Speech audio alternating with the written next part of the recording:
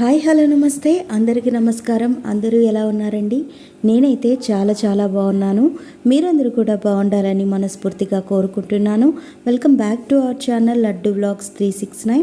ఇవాల్టి మన వ్లాగ్ ఏంటంటే మంచి బ్రేక్ఫాస్ట్ రెసిపీ అండి. ఈజీ అండ్ సింపుల్గా ఏ విధంగా తయారు చేసుకోవాలో నేను మీతో షేర్ చేసుకుంటాను. సో మనకు దీనికి కావాల్సిన పదార్థాలు ఏంటో ముందుగా చూసేద్దాం.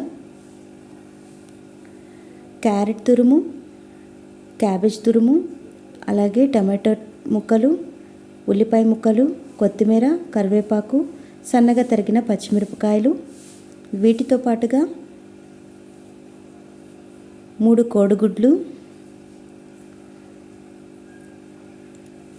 కారం, పసుపు, ఉప్పు, ఇవన్నీ మనం తీసి పెట్టుకుందామండి. సో ఇప్పుడు మనం తయారీ విధానం కూడా చూద్దాము.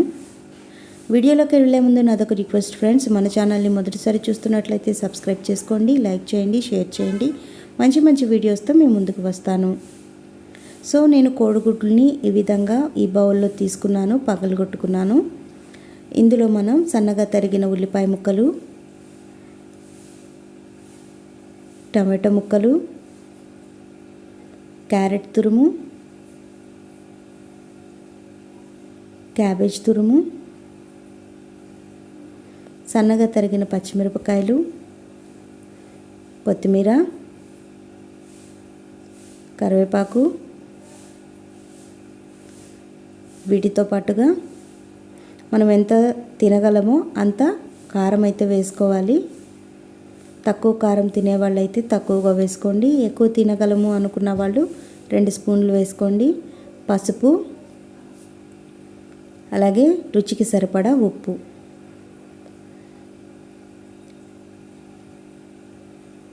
ఈ మొత్తం మిశ్రమాన్ని మనం మిక్స్ చేసేసుకుందాము.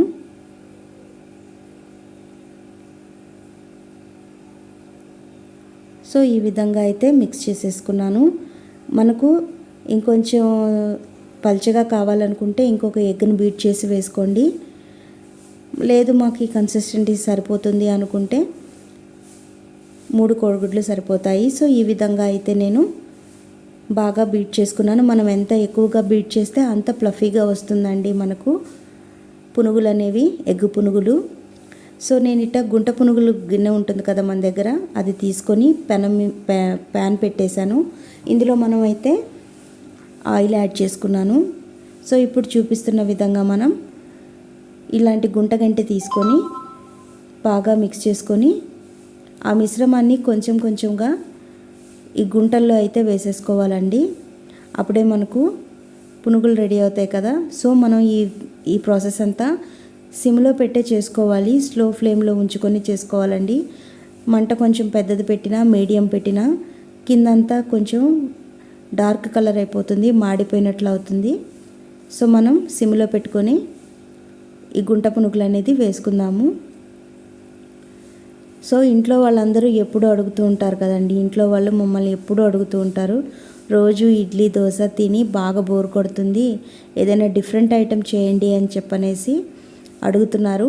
సో అందుకే ఈ మధ్య కొంచెం డిఫరెంట్గా ఉంటాయి కదా అని కొన్ని రెసిపీస్ అయితే చేస్తున్నాను. సో నా ఫస్ట్ రెసిపీ అండి ఇది. తిన్నారు, తిని కూడా మంచి కామెంట్స్ ఇచ్చారండి, చాలా బాగా వచ్చింది, టేస్ట్ అయితే అదిరిపోయింది. సో దీనిలోకి మనం టమాటో సాస్తో కానివ్వండి, చిల్లీ సాస్తో కానివ్వండి తినొచ్చు, చాలా బాగుంటుంది. పిల్లలు పెద్దలు అందరూ కూడా ఇష్టంగా తింటారు, ఎంజాయ్ చేస్తూ ఉంటారు.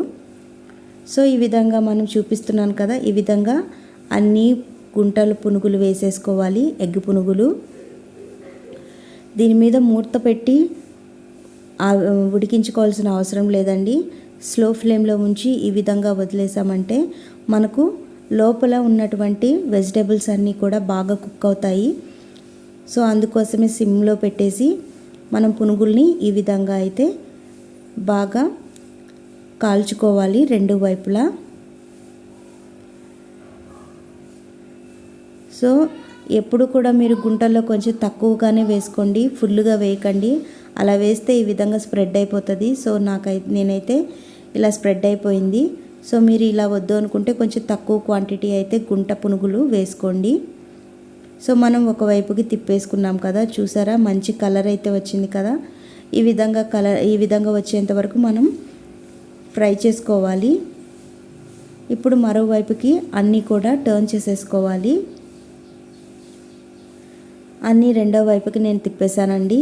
సో మనకైతే గుంట పునుగులు ఇప్పుడు ఇలా తిప్పిన తర్వాత కూడా ఒక 5 మినిట్స్ అలాగా సిమ్లో ఉంచి మనం ఉడికించుకున్నట్లయితే మనకు లోపల ఉన్నటువంటి వెజిటేబుల్స్ అన్నీ క్రంచీగా తగులుతాయండి. మనం తినేటప్పుడు అసలుకి అంత టేస్ట్ ఉంటుంది. సో చూసారు కదా, ఈ విధంగా అయితే మనకు రెడీ అయిపోయింది. మనం ఇప్పుడు సర్వింగ్ ప్లేట్లోకి అయితే తీసేసుకుందాము. మనం తినేటప్పుడు చాలా క్రంచీగా తగులుతూ ఉంటుంది. చాలా ఎంజాయ్ చేస్తూ తినొచ్చు, చాలా బాగుంటుంది. మా ఇంట్లో వాళ్ళు నేను ఈ రెసిపీ చేసి పెట్టినప్పుడు నన్ను అయితే చాలా మెచ్చుకున్నారు. నాకు మంచి కామెంట్సే వచ్చాయి. సో బాగుందని చెప్పారు. మీరు కూడా చేసి మీ ఇంట్లో పిల్లలకు కానివ్వండి, పెద్దలకు కానివ్వండి పెట్టండి. వాళ్ళు కూడా ఎంతో ఇష్టంగా తింటారు. సో నాకైతే ఈ రెసిపీ చాలా బాగా నచ్చిందండి. మనకు చాలా తక్కువ టైంలో ఈజీగా అయిపోయింది ఈ రెసిపీ అయితే.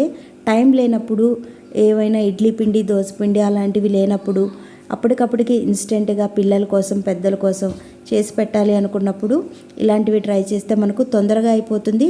అందరూ ఇష్టంగా తింటారు. ఎగ్ మనకు హెల్తీనే కదా. సో ఈ విధంగా వెజిటేబుల్స్ కూడా హెల్తీయే కాబట్టి ఈ విధంగా చేసి పెట్టండి. అందరూ మంచి కామెంట్స్ అయితే ఇస్తారు. నేనైతే బ్రేక్ఫాస్ట్ రెసిపీగా చేశానండి. మా ఇంట్లో బ్రేక్ఫాస్ట్కి పంపించాను. సో మంచిగా ఉంది అని చెప్పారు. సో ఫ్రెండ్స్, వీడియో నచ్చిందని అనుకుంటాను. మరొక మంచి వీడియోతో మేము ముందుకు వస్తాను. అంతవరకు మన ఛానల్ని లైక్ చేయండి, షేర్ చేయండి, సబ్స్క్రైబ్ చేసుకోండి. పక్కనే ఉన్న బెల్ ఐకాన్ని ట్యాప్ చేయడం మర్చిపోకండి. Thank you for watching friends. Bye bye.